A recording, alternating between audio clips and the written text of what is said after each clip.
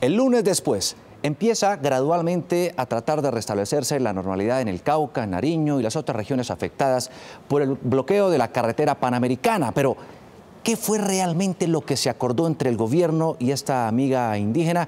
Pues vamos a hablar de ese tema nada menos que con una de las protagonistas de todo esto, la ministra del Interior, Nancy Patricia Gutiérrez. Ministra, buenos días. Juan Diego, buen día. Qué gusto tenerla aquí en el tablero Caracol para echar lápiz, para explicar muchas cosas, pero déjeme felicitarla. Gracias. Gracias a su labor, a todo ese trabajo y sacrificio, se logró finalmente este acuerdo. Pero déjeme preguntarle esto.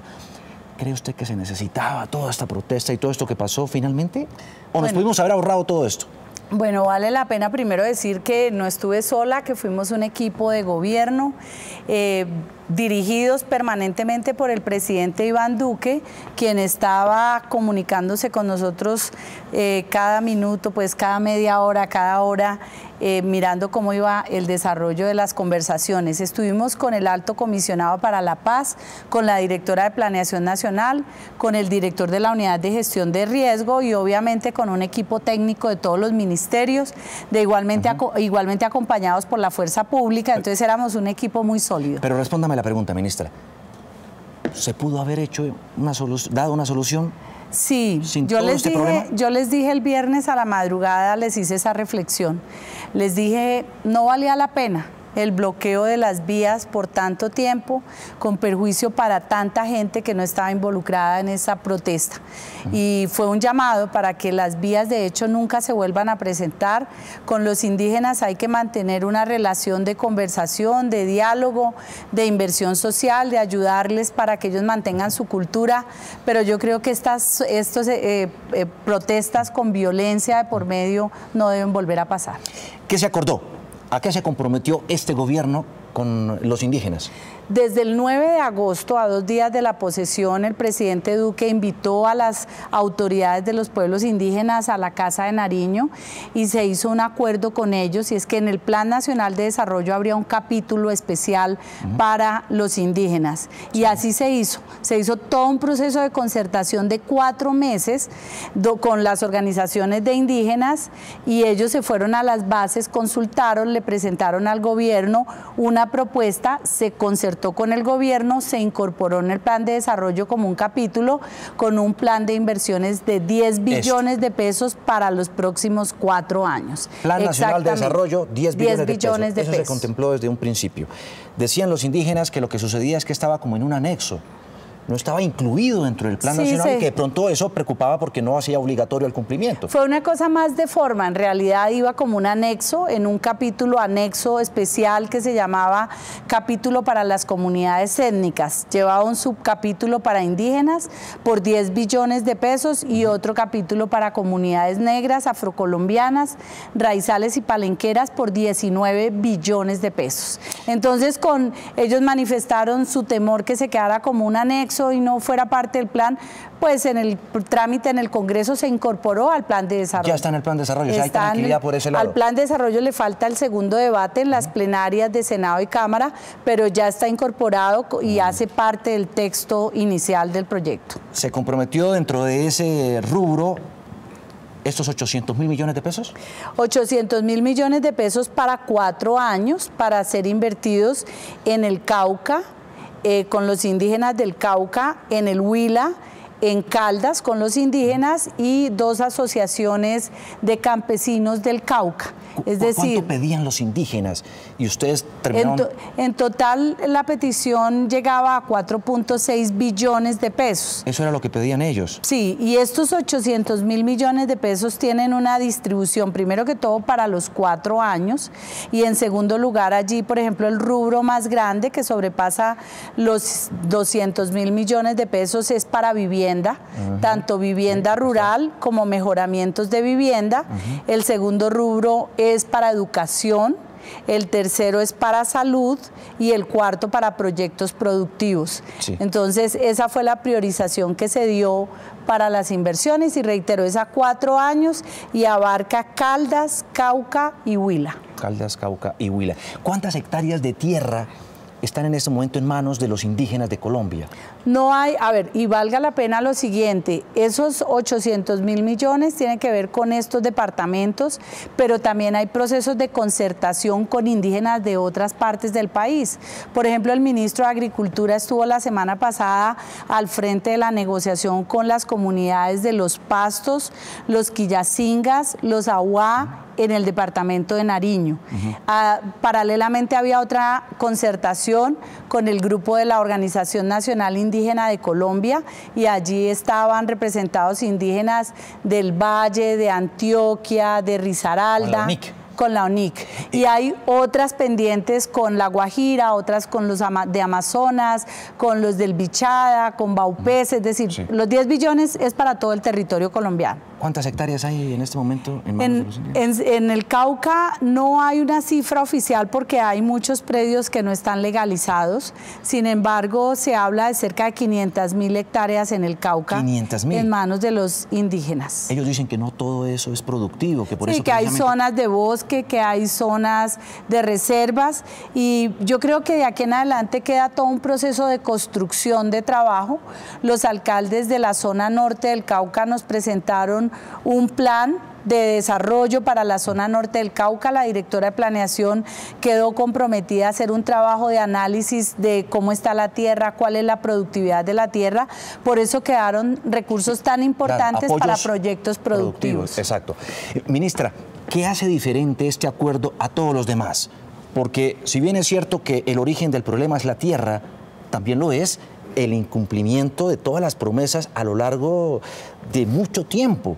¿Por qué en esta oportunidad, y lo puede decir usted a los colombianos, sí se les va a cumplir a los indígenas? Porque lo que quedó comprometido es racional, tiene una reserva presupuestal y está comprometido no desde un escritorio o no desde una exigencia, sino está comprometido de manera concertada, planificada. Se explicó ampliamente que la inversión pública requiere primero que todo una presentación de programas y de proyectos, y eso es lo que hay que entrar ahora a esbozar. O sea, el trabajo apenas comienza. Yo sé que es una gran responsabilidad que tenemos entre el Ministerio del Interior y Planeación Nacional, el Ministerio de Agricultura, la Agencia de Desarrollo Rural, el Ministerio de Vivienda, y tenemos que tener una concertación y una armonización al interior del gobierno para poder cumplir. Y hay un elemento muy importante: por primera vez va a haber unos marcadores que al final de cada año se va a determinar cómo va el cumplimiento de estos acuerdos. Bueno, ya vamos a tocar ese tema, pero ¿se garantiza que ya no van a bloquear más la carretera panamericana porque el gobierno va a cumplir? Sí, esa es la premisa, y les pedimos siempre, mire, el primer punto siempre, todos los días de trabajo, empezábamos: hay que desbloquear la vía. El presidente de la República no viene si las vías están bloqueadas. No podemos comprometernos a lo que no podemos cumplir y rechazamos las vías de hecho. Eso fue una premisa y esperamos que en razón al cumplimiento del gobierno hacia el futuro efectivamente no vaya a haber más bloqueos. Eso es lo que esperamos y además esperan todos los colombianos, pero preguntamos hoy, ministra, en Facebook, en nuestra encuesta, esto precisamente, si cree que el gobierno va o no va a cumplir esto pactado con los indígenas. Jorge Mario Saldarriaga dice: yo creo que sí, lo que no debe pasar es otro bloqueo porque se demostró el perjuicio que se le hace al país.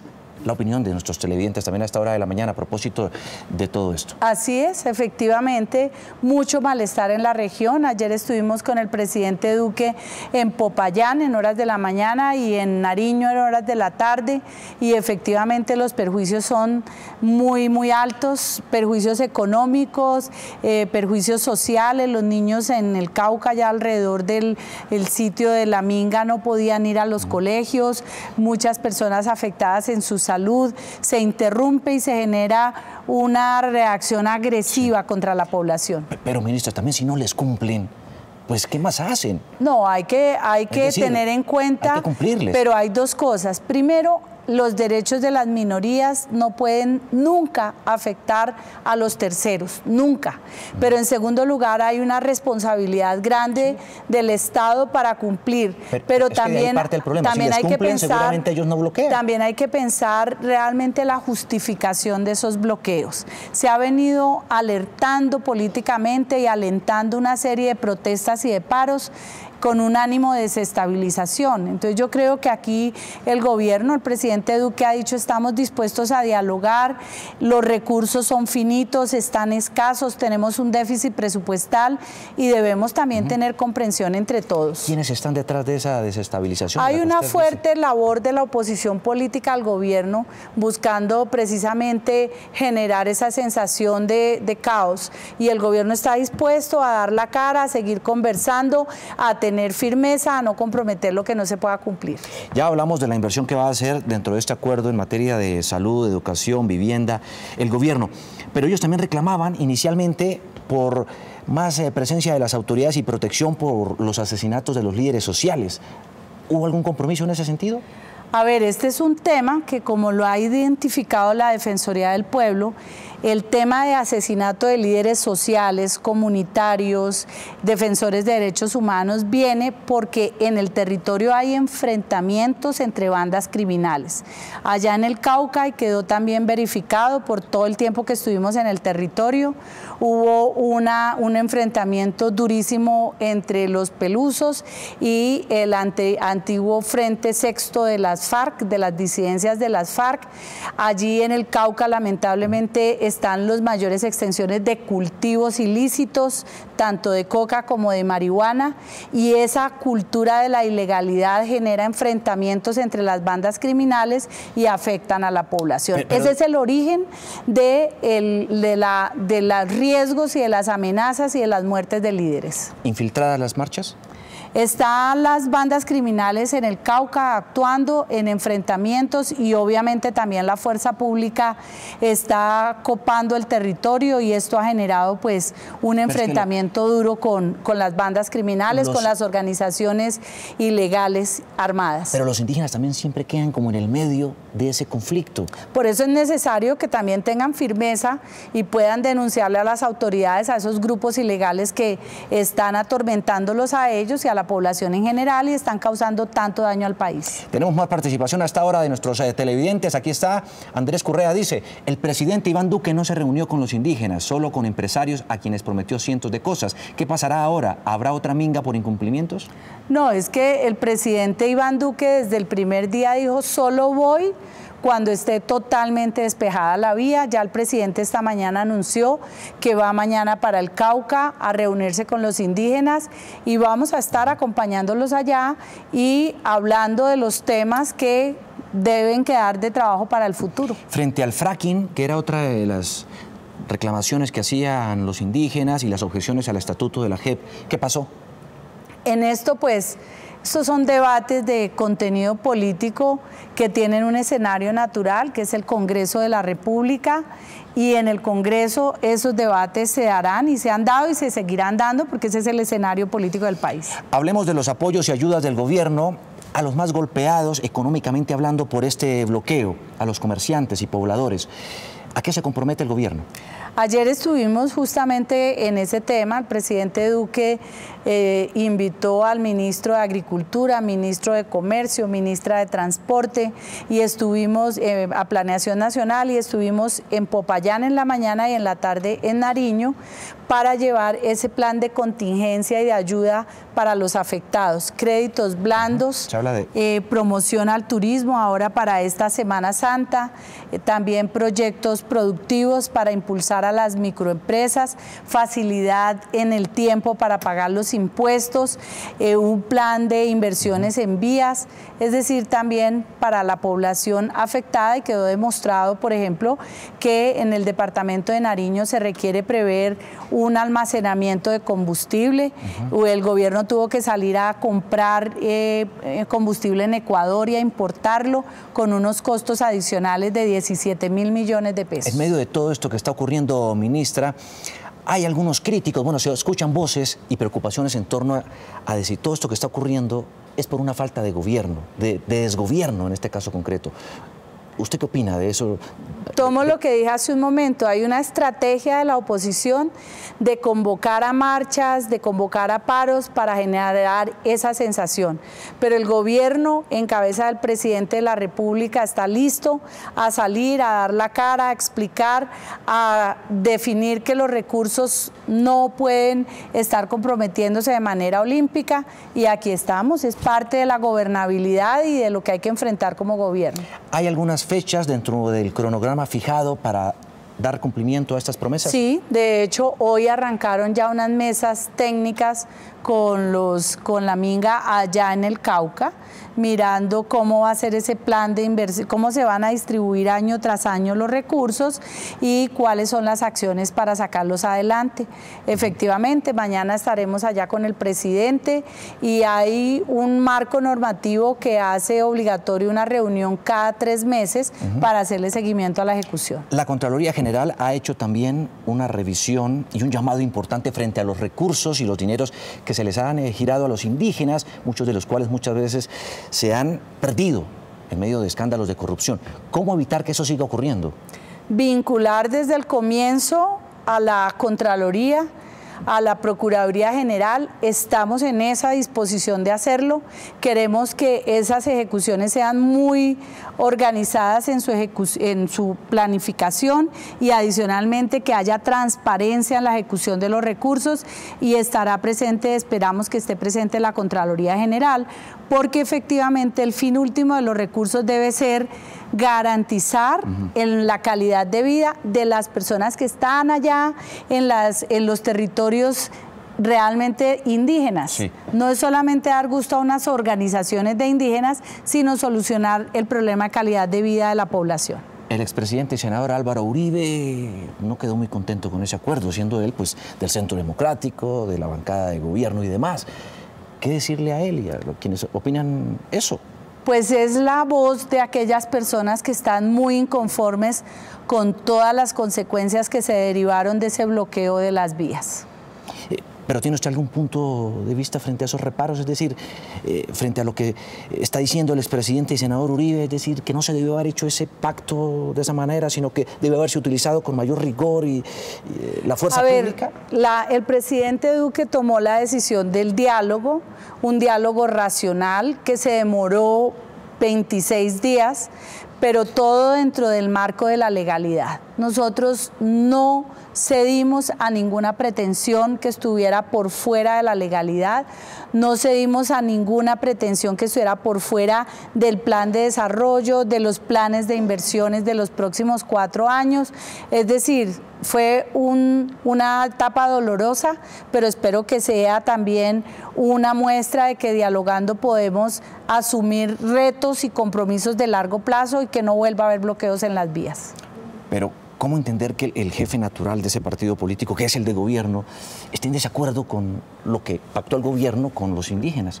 Porque estamos en una democracia, primero que todo, y segundo porque el Centro Democrático es un partido libre, con libre expresión, así lo entiende el gobierno, y pues obviamente nosotros tenemos unas tareas de gobierno que debemos cumplir. Bueno, pues ministra, muchísimas gracias por acompañarnos esta mañana aquí echando lápiz en el tablero Caracol. Veamos los resultados parciales de nuestra encuesta en Facebook a esta hora de la mañana. Son los siguientes. ¿Cree usted que el Estado le cumplirá estos acuerdos a los indígenas? Sí, no, van 14.000 votos. No, el 82%, sí, el 18%. Hay un pesimismo, ¿no, ministra? En todo caso, de la ciudadanía frente a esto. ¿Por qué cree usted? Bueno, ¿por qué cree? No, es que si les han incumplido tantas veces. Sí, hay que demostrarlo, y esto es con hechos y esto es con dedicación para poder efectivamente sacar adelante estas tareas de país que no son nada fáciles, pero el gobierno, el presidente Duque tiene todo el compromiso y la disposición de darle un giro a Colombia. ¿Usted trasladó su despacho? Sí, me fui 3 semanas allá al Cauca. Tuve que venir a Bogotá a varios compromisos de Congreso, del Ministerio, pero también estuve allá permanentemente. ¿Cómo se sentía usted en medio de tantos, digamos, hombres dialogando, discutiendo, debatiendo, Para mí peleando? Fíjese que yo soy una persona que toda la vida estaba en el sector público y además soy de provincia y entiendo las dinámicas de las comunidades, pero sí fue un proceso de aprendizaje interesante. El país no sabe realmente toda esa cultura y todos esos problemas que hay, por ejemplo, con las comunidades indígenas. El país tiene más indígenas de lo que se sabe, de lo que se cree, y tienen unas dinámicas bastante complejas, razón por la cual, pues claro que el Estado debe atenderlos, pero también fue la prueba de cuál es el balance que debe tener un gobierno entre respetar los derechos de las minorías siempre y cuando esos derechos no estén afectando a terceros. Lo mismo pasa con el tema de protesta social.